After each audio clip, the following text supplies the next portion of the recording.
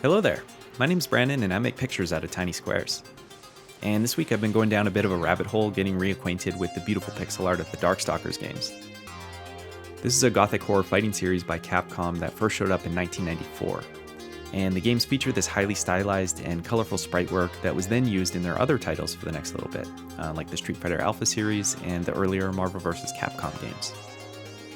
Last week I saw Capcom announced a new collection which includes several arcade fighters from this era. So after getting hyped for that collection, I thought it'd be fun to design my very own Darkstalkers character, kind of in order to get some hands-on experience with the sprite style itself, and also to see just if I can create something that'll blend in with the main cast. So let's get into it.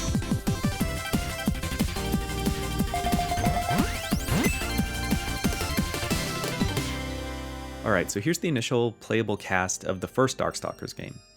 And we can see that the majority of designs are influenced by some pretty classic universal monster type identities. We got a vampire, there's a mummy, an interpretation of the creature from the Black Lagoon kind of thing. You got Frankenstein's monster in there. They've done a great job putting a unique spin and characterization into each of these designs. But there are also some more unique character ideas as well, like with Morgan and Felicia. And Lord Raptor, the rockin' zombie, of course.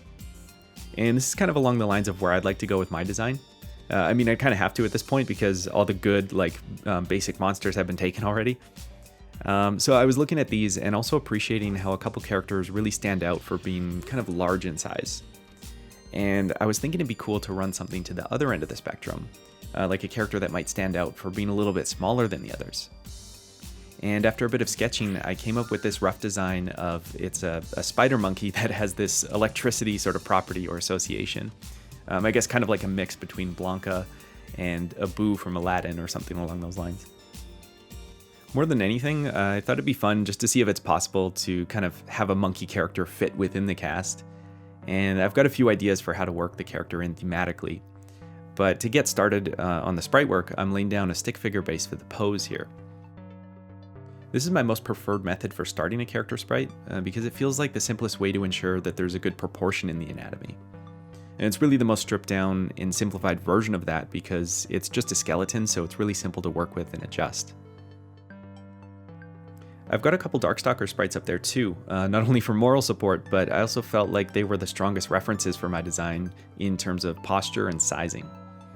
And again, I knew I wanted to make my character smaller than the others, so I was using this 8x8 grid just to help me plan out the posture relative to those references and kind of make sure it's still something that's close in scale with the other sprites. But aside from that, I was basically plotting things out based on what I had worked out earlier in the rough sketch phase. From here, it's time to add some bulk onto the skeleton. So I'm using a larger pencil size to create the silhouette, and I'm trying to pay attention to tapering for muscles and joints. One of the things I really like in the stylized Capcom sprites are kind of these angular and notable inflection points along the posture. So I was trying to bring in some of that idea while also keeping clean pixel art angles along the edges of the silhouette. You can see I'm not always completely bleeding areas together either. There's a small gap between body parts, and that's because I wanted to just maintain a read on where that division was. Sometimes as the silhouette is shaping up, I'll continue to make minor tweaks. So sometimes it helps to isolate those pieces in order to just move them around easier. And I think sprite silhouette is usually a good thing to consider while drawing any character, but in the case of a fighting game sprite, I feel like it's a little bit extra important because it's one of those visual identifiers of character recognizability. It's a bonus when you're able to pick out an individual character of a full roster purely by the size and shape language of their silhouette. And that kind of really highlights the variety in designs of a character roster. So for my electric monkey character, this is where we're at for the silhouette. I had erased from the face to get that started, obviously. But if we fill that back in, we can see how it reads now.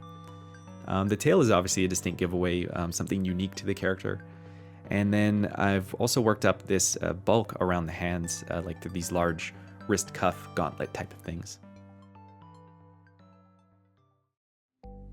So now we've got to think about what the coloring is going to be. Part of the anime style of the Darkstalker sprites is that they generally have fairly saturated colors, at least somewhere within the costuming.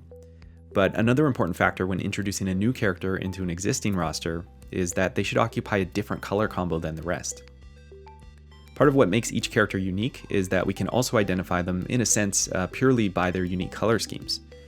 And of course, alternate outfits are a thing, but in terms of the core base designs, one of the combos that looked to be available to me would be some combination of browns and cyans. Not that other combos wouldn't be possible, but this felt like something that would work well for an electric monkey, and also wouldn't overlap with any of the existing characters. So I worked up this starter palette by balancing against the vibrancy of the coloring among the original sprites. And this, at least for now, has a light and a shade tone for each of the brown and the blue. There's a skin tone for the face, and then there's a generic black and white for line work and highlighting.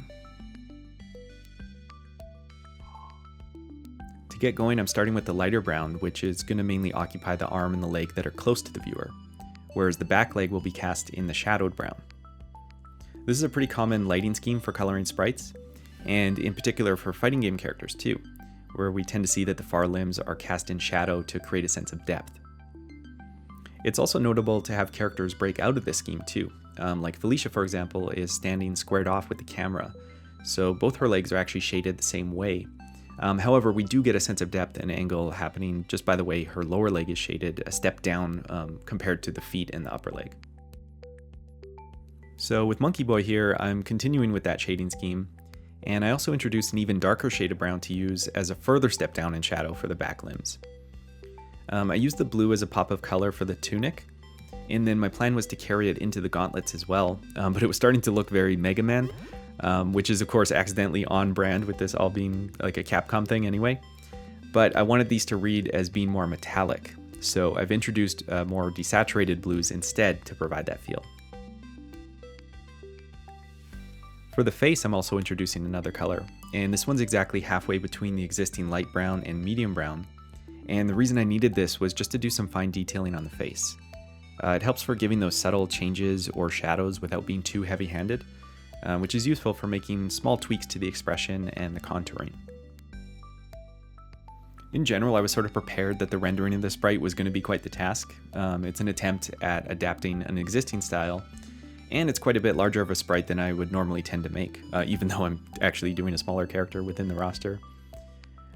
With smaller sprites though, you can generally reason your way through them, kind of optimizing like it's a puzzle or something like that. But for larger sprites, there's that higher likelihood of requiring stronger art fundamentals behind it. And you know, that's an area that I'm continually trying to work on. We've seen kind of what my rough sketches look like, but partly those are done from a standpoint of kind of anticipating what the pixel art translation is going to be anyway. My plan of attack on the pixeling here was just to render one area for a bit, and then move on to something else and kind of get it up to the same level, and just kind of continue on in laps like that. All in all, this took me, I think, an entire day to make, to be honest, but that does also factor in having to kind of find the character along the way too. Around the time that I got to detailing the tunic, things kind of clicked that the character could be finished like they're a circus animal, as having kind of like ornate or embroidered clothing. And since they've also got this natural ability to produce or control electricity, that just kind of fuels those potential circus sideshow vibes that could fit in quite well with the sort of macabre world of Darkstalkers. But I imagine it'd be kind of the thing where like they were once imprisoned into doing these spectacle kind of shows, and they've since escaped that scene, so you know, maybe they're on the run and being hunted down due to this power. I've decided to name them Paizu, which I derived from the term piezoelectric. And one of the final bits of detailing I did was to add these spikes into the line work along the tail, as if the hairs were kind of standing on end from the electricity. And then to really drive that point home, there are also these visible bolts along the tail as well. So with that, let's go ahead and take a look at the finalized sprite design for Paizu the Electric Monkey. Here we go.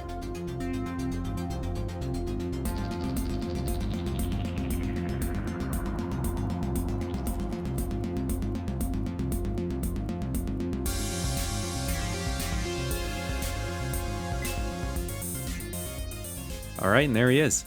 One of the last changes that I made on the sprite was to kind of unify the logic of the line work. Looking at some of the original sprites, I noticed there actually tends to be a bit of variance as to whether they use solid black line work or colored line work. On the whole, there seem to be more instances using colored line work, so I went with that approach. And that's great because it's got a nice vibrancy to it with the color scheme as well. But one of the big questions, of course, now is will it blend with the cast? So if we just pop Paizu into the lineup here, we can get a feel for how he's sitting. And I have to say, I'm quite pleased with how he looks, both from a fidelity standpoint, but also as a character within the world. If you can accept the fact that there's a monkey within the roster, which honestly maybe shouldn't be too out there given the other creatures anyway, then I think he fills a very unique space visually, just from a design and color standpoint. In fact, I think he looks particularly nice against sprites from Darkstalkers 2 and 3, which added some more vibrant and whimsical designs to the roster as well. And for a more thorough test though, we'll end this with a CRT time where I've photoshopped him into a few screenshots from the game, just to see how he'd stack up in an actual in-game fight.